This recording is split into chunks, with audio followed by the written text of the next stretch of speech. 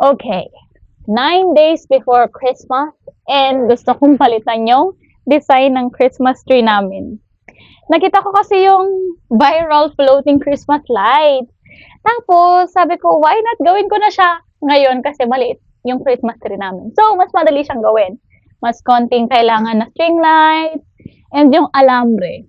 Nagpunta kami Daiso and hindi ko alam ano yung English nito.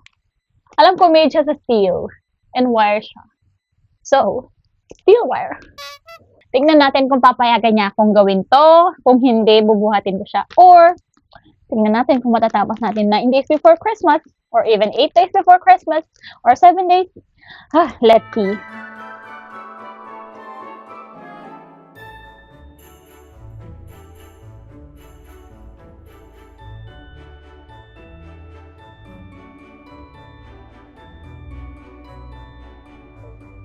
So, ito yung ipapalit natin. We don't have star yet. We need to buy star. Yay! We're gonna use this. A small circle here. And then, bigger here. Help mo si Mama. See? I can see the vision. 1, 2, 3, maybe 4. Just 4.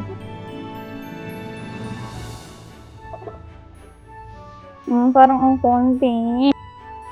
It's so short. So liit. Ang konti. Parang hindi ko siya na-visualize na mangyayari.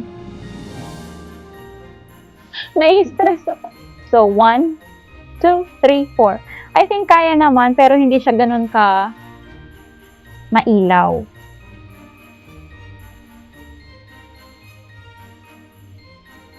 How was it?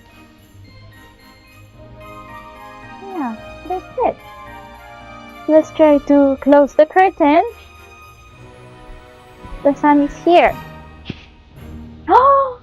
Kita naman siya! It's so cute! Ang taas na. Very, very minimal here.